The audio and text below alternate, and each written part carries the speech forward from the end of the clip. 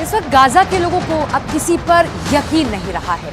अरब देशों ने गाजा के साथ ऐसी चाल चली है कि पूरी दुनिया हैरान रह गई है। इस वक्त हमास को सबसे बड़ा खतरा इजराइल के बाद दो देशों से लग रहा है। हैरानी वाली बात तो यह है कि ये दोनों देश उसके सबसे बड़े मददगार माने जाते हैं।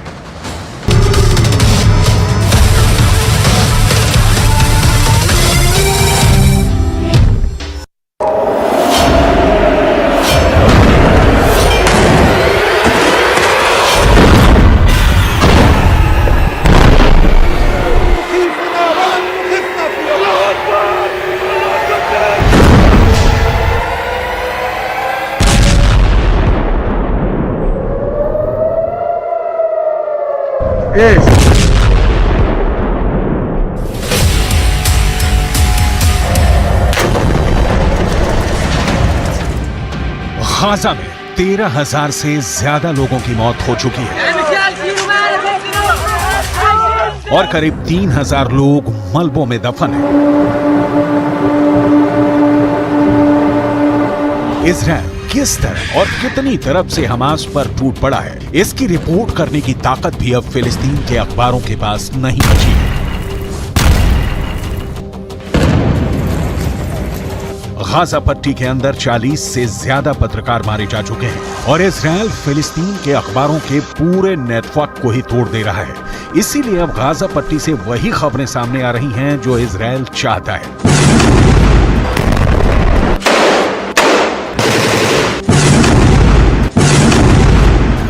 इतने बुरी हालातों के बावजूद भी 57 इस्लामी मुल्क गाजा पट्टी के 20 लाख लोगों के जान और माल की सुरक्षा के लिए कुछ भी नहीं कर पा रहे हैं।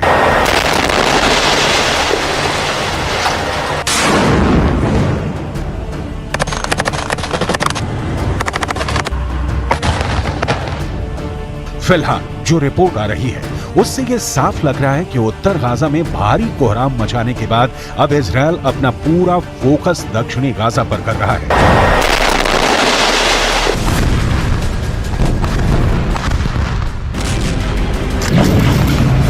सवाल यह है, अगर उत्तर गाजा और दक्षिण गाजा दोनों में ही इंसानों के रहने लायक स्थितियां नहीं रहेंगी तो आखिर गाजा के लाखों लोग कहां जाएंगे?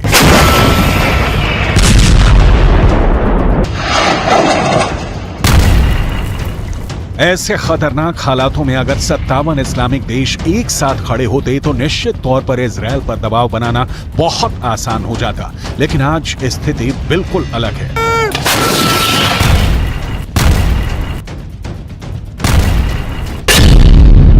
एक तरफ सऊदी अरब है जो हमास का समर्थन करने वाले लोगों पर हंटर चला रहा है, तो दूसरी तरफ तुर्की के राष्ट्रपति एर्दोगान है जो दुनिया में जहां कहीं भी जाते हैं गाजा पट्टी के लोगों की बात करके भावुक हो जाते हैं।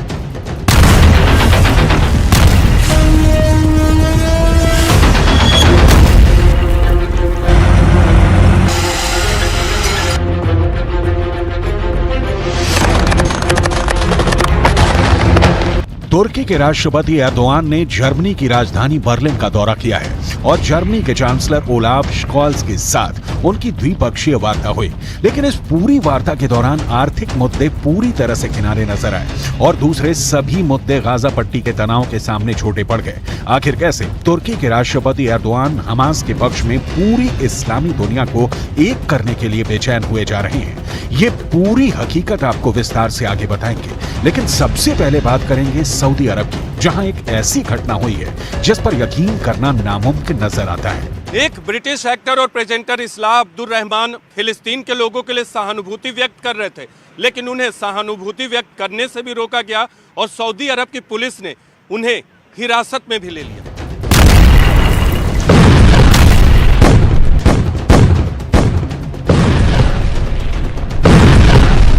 सऊदी अरब के अंदर ऐसी एक नहीं और भी कई घटनाएं हो चुकी हैं जिसमें हमास के समर्थकों पर सऊदी अरब की सरकार कड़कती बिजली की तरह टूट रही है।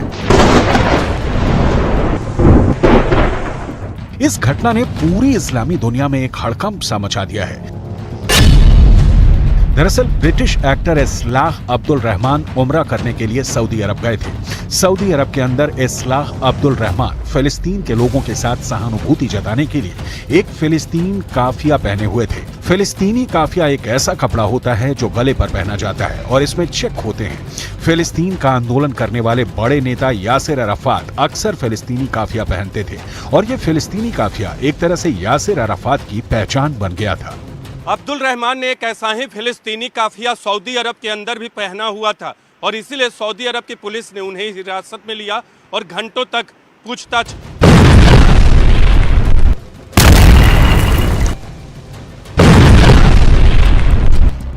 सऊदी अरब की पुलिस ने ब्रिटिश एक्टर अब्दुल रहमान से ये पूछा कि वो कब से सऊदी अरब में हैं, सऊदी अरब में वो कहां गए हैं। अब्दुल रहमान को एक संदिग्ध की नजर से देखा गया। अब्दुल रहमान की उंगलियों के निशान देने के बाद उनको रिहा तो कर दिया गया।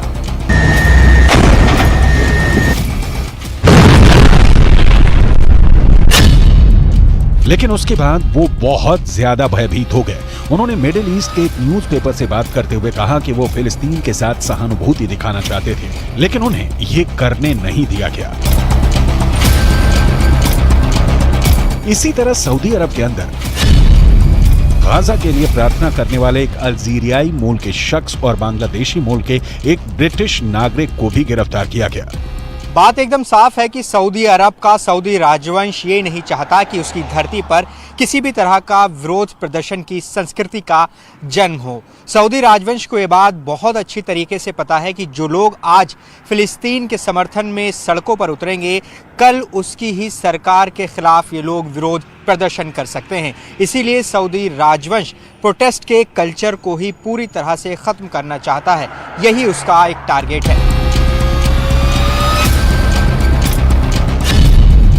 आमतौर पर यह जानकारी बहुत कम लोगों को है कि सऊदी अरब एक ऐसा देश है जिसका पुराना नाम स्टेट ऑफ हिजाज था। लेकिन 23 सितंबर 1932 में जब सुल्तान अब्दुल अजीज बिन सऊद ने इस स्टेट ऑफ हिजाज पर कब्जा किया तो उन्होंने इस इलाके का नाम बदलकर सऊदी अरब रख दिया। इसमें सऊदी शब्द सुल्तान अब्दुल अजीज बिन सऊद का सरनेम है। शायद दुनिया की ऐसी पहली घटना होगी जब किसी राजवंश ने किसी देश पर अधिकार करने के लिए उस देश का नाम भी अपने राजवंश के नाम पर कर दिया हो।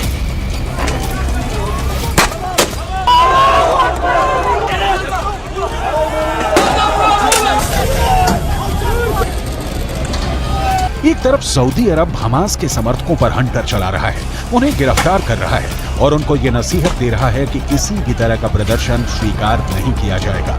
जबकि दूसरी तरफ तुर्की के राष्ट्रपति एर्दोआन पिछले एक महीने से लगातार आंसू बहा रहे हैं। Çünkü insana saygımız bizim।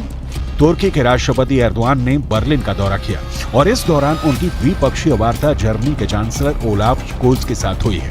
Erdogan आर्थिक मुद्दों पर बातचीत करने के लिए बर्लिन आए थे, लेकिन सारा मामला खटाई में पड़ गया और सबसे ज्यादा मतभेद गाजा के मसले पर हो गए।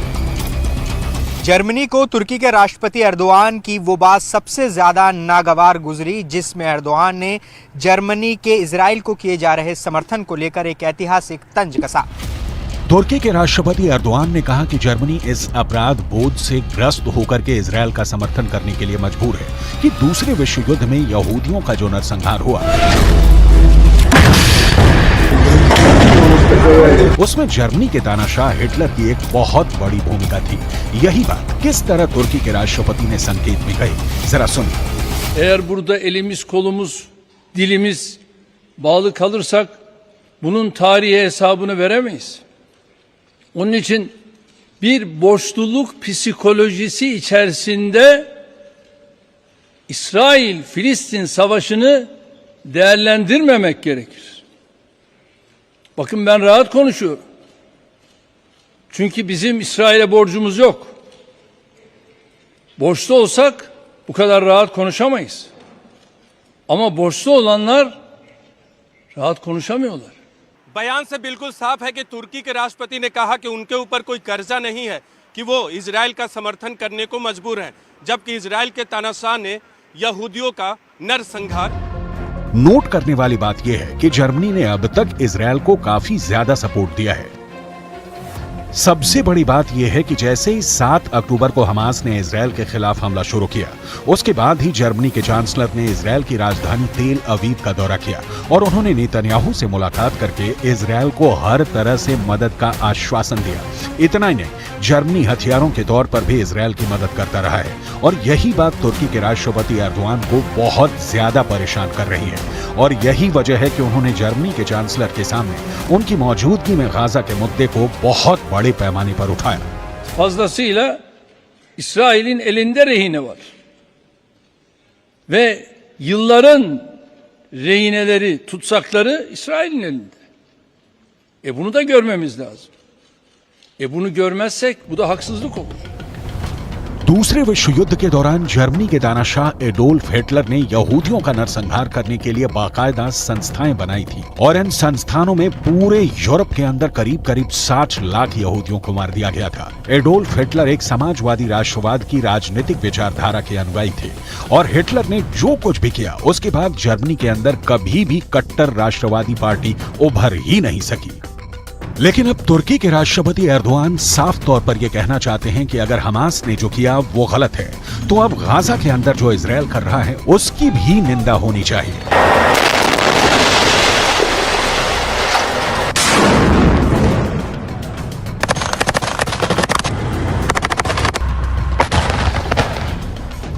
दूसरी तरफ जर्मनी के चांसलर भी इस मुद्दे पर पीछे नहीं हटे। उन्होंने भी एर्दोआन के सामने ही हमास की निंदा की, 7 अक्टूबर को हुए आतंकवादी हमले का जिक्र किया और हमास के पूरे खात्मे के इजरायली संकल्प को सही ठहराया। यानी अगर देखा जाए तो जर्मनी और तुर्की एक बातचीत की मेज पर जरूर थे, लेकिन उनके बीच बहुत भारी मतभेद है।